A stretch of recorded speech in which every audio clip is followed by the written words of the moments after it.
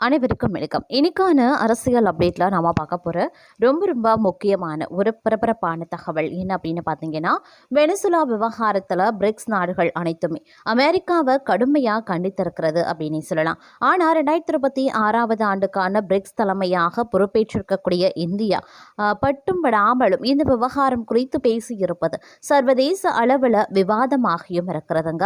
இது குறித்த முழுமையான தகவலோடு இன்னும் பரபரப்பான அரசியல் அப்டேட்ஸ் தொடர்ந்து நீங்க தெரிந்த பலன் பெற வீடியோவை ஸ்கிப் பண்ணாம கடைசி வரைக்கும் பாருங்க.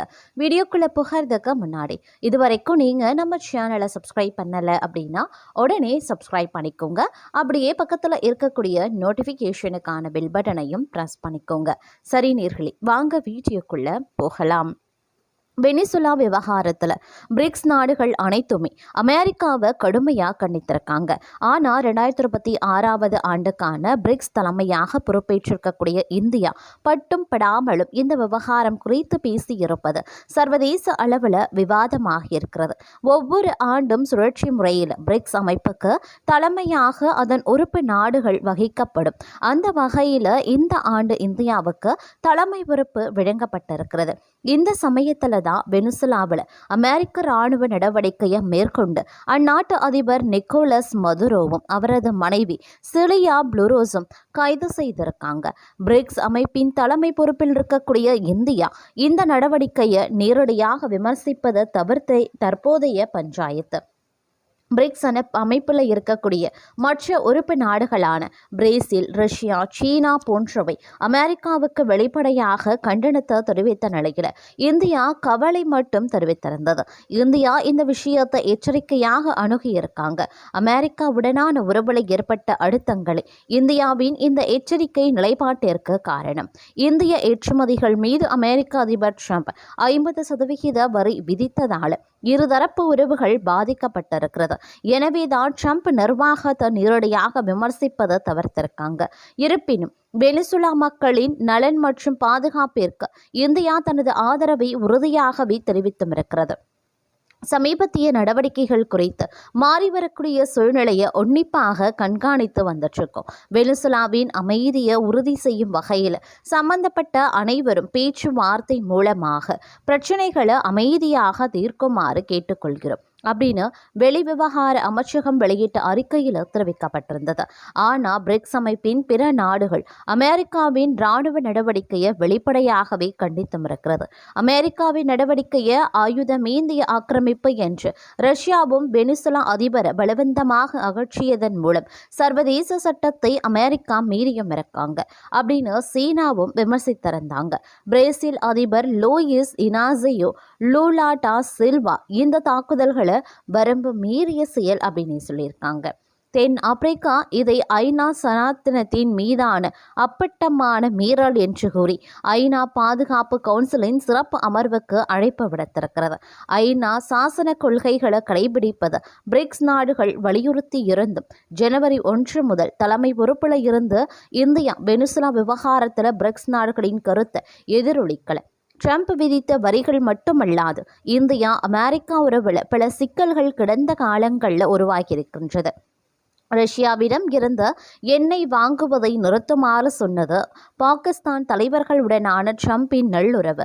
ஆபரேஷன் சிந்தூர் நடவடிக்கையை தொடர்ந்து வெடித்த இந்தியா பாகிஸ்தான் மோதலை நான் தான் நிறுத்தின அப்படின்னு ட்ரம்ப் சொந்தம் கொண்டாடி வருவது, அதற்கு எதிராக மத்திய அரசு உறுதியாக பேசாமல் இருப்பது என இந்தியா அமெரிக்கா உறவில் அழுத்தங்கள் அதிகரித்து கொண்டே இருக்கிறது.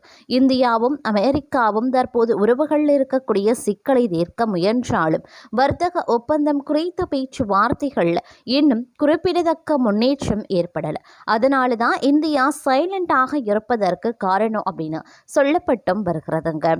அது மட்டும் இல்லாம தற்போதைய நிலவரத்தின்படி பார்த்தோம் அப்படின்னா இந்த வெனிசுலா விவகாரம் அப்படிங்கிறது தற்போது பூதாகரமாக வெடித்திருக்கக்கூடிய நிலையில் இது தொடர்பாக பார்த்தீங்க அப்படின்னா பல்வேறு அமைப்புகள் தங்களுடைய நிலைப்பாடுகள் தங்களுடைய கண்டனங்களையும் ஒவ்வொரு நாடும் அறிவித்திருக்கிறது அப்படின்னே கூட சொல்லலாம். அதே நேரம் வெனிசுலாவில் நிக்கோலஸ் மதுரோவுக்கு எதிரான அமெரிக்க இராணுவ நடவடிக்கைகளால் 5 உலக ஜனாதிபதிகள் மிகவும் பயப்படுறாங்களாம்.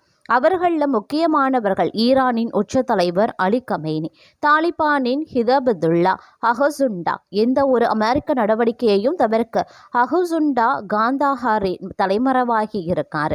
இதற்கிடையில் மெக்சிகன் ஜனாதிபதி ஏற்கனவே 10 பெண் பாதுகாப்பு காவலர்களை பாதுகாப்பு பணியமர்த்தி இருக்கிறார்.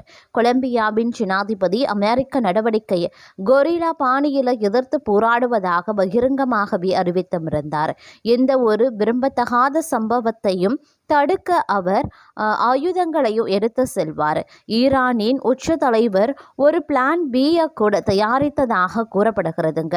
அது மட்டும் இல்லாமல் அமெரிக்காவிடமிருந்து தப்பிக்க அயதுல்லா அலி கமேனி மாஸ்கோவிற்கு தப்பி செல்லக்கூடும் அப்படின்னு சொல்கிறாங்க.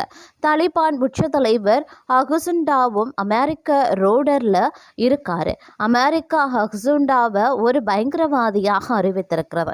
ஆப்கானிஸ்தானின் இருக்கக்கூடிய பாஹ்ராம் விமான தளம் தொடர்பாக அமெரிக்கா தொடர்ந்து தலிபான்களுக்கு அழுத்தம் கொடுத்து வருகிறது. எந்த விலையிலையும் தலிபான்கள் அதை விட்டு கொடுக்க விரும்பவில்லை. மதுரோ கைது செய்யப்பட்ட பிறகு தலிபான் தலைவர் அஹுசுண்டா தலைமறைவாகி இருக்கார். ஜெனீவாவில் இருக்கக்கூடிய தலிபான் பிரதிநிதி ஒரு அறிக்கையில் அமெரிக்கா ட்ரோன்கள் நம் நாட்டில் தொடர்ந்து பறந்து வருவதாக கூறினார். இந்த ட்ரோன்கள் நமது தலைவர் அஹுசுண்டாவை கண்காணிக்க நிறுத்தப்பட்டிருக்கிறது. இந்த ட்ரோன் காரணமாக நமது தலைவர்கள் தலைமறைவாகி இருக்காங்க. தலிபான் தலைவர் அஹுசுண்டா காந்தஹாரில் வசிக்கிறார். அவரது பாதுகாப்பு தலிபான் ரகசிய படையைச் சேர்ந்த போராளிகளின் கைகளில் இருக்கிறது. தெற்காசிய பயங்கரவாத போர்ட்டலின் போடி அஹசுண்டா ஒரு மலைப்பகுதியில் பதுங்கி குழிவடிவ அமைப்பில் கட்டப்பட்ட ஒரு பாதுகாப்பான வளாகத்தில் வசிக்கிறார். அஹசுண்டாவை பாதுகாக்க 1000 பேர் பணியமர்த்தப்பட்டும் இருக்காங்க. ஷிப்டுகளில் வேலையும் செய்கிறாங்க. மெக்சிகன் ஜனாதிபதி ஷின்பாபும் அமெரிக்காவின் இலக்காகவே இருக்கார். மெக்சிகோ வழியாக போதைப் பொருள் கடத்தப்படுவதாக அமெரிக்கா கூறுகிறார்கள். மெக்சிகன் ஜனாதிபதியின் தனிப்பட்ட பாதுகாப்பிற்காக 10 பெண் வீரர்கள் கொண்ட குழுவும் 2வது பாதுகாப்புக்காக 10 ஆண் வீரர்களும் நிறுத்தப்பட்டிருக்காங்க. அமெரிக்க செல்வாக்கை கட்டுப்படுத்த மெக்சிகோ சமீபத்தில் ஒரு தேசிய பாதுகாப்பு சட்டத்தை இயற்றியது. இந்த சட்டத்தின் கீழ் அனைத்து இராணுவ படைகளும் ஒன்றிணைக்கப்பட்டிருக்கிறது. அடுத்து கொலம்பியாவும் அமெரிக்க நடவடிக்கைகளின் அச்சுறுத்தலை எதிர்கொள்கிறது. வெனிசுலாவை போலவே அமெரிக்க ஜனாதிபதி கொலம்பியாவை அச்சுறுத்தியும் இருக்கார். இதற்கிடையில் கொலம்பிய ஜனாதிபதி குஸ்டாவ் பெட்ரோ அமெரிக்காவிற்கு எதிராக ஒரு கெரில்லா போரை நடத்துவோம் அப்படின்னு கூறியிருக்கார். பெட்ரோ தானே ஆயுதம் ஏந்துவார் என்று கூறுகிறார். அமெரிக்காவை தடுக்க கொலம்பியா வெனிசுலா எல்லையில் ரேடார் அமைப்புகளை செயல்படுத்தியும் இருக்கிறது. வெனிசுலாவில் அமெரிக்க நடவடிக்கையை தொடர்ந்து ஈரானின் உச்ச தலைவரான அயதுல்லா அலி கமேனியும் அதிக விழிப்புடனும் இருக்காராம். கமேனி வலியி அமர்படை என்று அழைக்கப்படும் பிரிவு 1ஆல் பாதுகாக்கப்படுகிறார். இது ஈரானின் மோசமான இஸ்லாமிய புரட்சிகர காவல் படையின் மிகவும் உயரடுக்கு ரகசிய பிரிவாகும். இந்த பிரிவு 1980களின் நடுப்பகுதியில் நிறுவப்பட்டும் இருக்கிறது.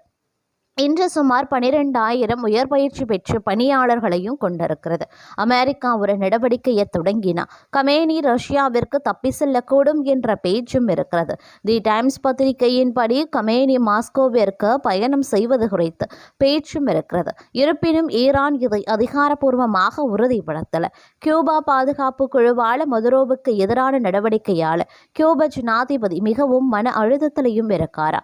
ஏன்னா அவர் ஒரு கியூபா பாதுகாப்பு குழுவால் பாதுகாக்கப்பட்டார். அதிகாரப்பூர்வ தகவலின்படி மதுரோவை பாதுகாக்கும் போது 32 கியூப வீரர்கள் கொல்லப்பட்டும் இருக்காங்க. அதே குழு கியூப ஜனாதிபதி டயஸ் கனோலையும் பாதுகாக்கிறது. கியூப ஜனாதிபதி எப்போதும் முதல் வரிசையில் 8 பாதுகாப்பு பணியாளர்களுடன் இருப்பாரு அப்படிங்கிறதும் குறிப்பிடத்தக்க ஒரு விஷயம் அப்படின்னே கூட சொல்லலாம். அது மட்டும் இல்லாமல் போதைப் பொருள் கடத்தல் புகாரில் வெனிசுலா அதிபர் நிக்கோலஸ் மதுரோ மற்றும் அவரது மனைவியை அமெரிக்க படைகள் அதிரடியாக கைது செய்திருக்கக்கூடிய நிலையில் அமெரிக்காவினுடைய இந்த நடவடிக்கைக்கு ஐக்கிய நாடுகள் சபை மற்றும் பல்வேறு நாடுகள் கடும் கண்டனத்தையும் தெரிவித்திருக்கிறது. வெனிசுலா அதிபர் நிக்கோலஸ் மதுரோ மற்றும் அவரது அமைச்சரவை மீது அமெரிக்கா நீண்டகாலமாக போதைப் பொருள் பயங்கரவாத குற்றச்சாட்டுக்களை சுமத்தி வந்தாங்க. இந்த நிலையில் சனிக்கிழமை அமெரிக்க உளவுத்துறை மற்றும் இராணுவ படையினர் இணைந்து வெனிசுலா தலைநகர் காரெக்ஸில் அதிரடி தாக்குதலையும் நடத்தியிருந்தது.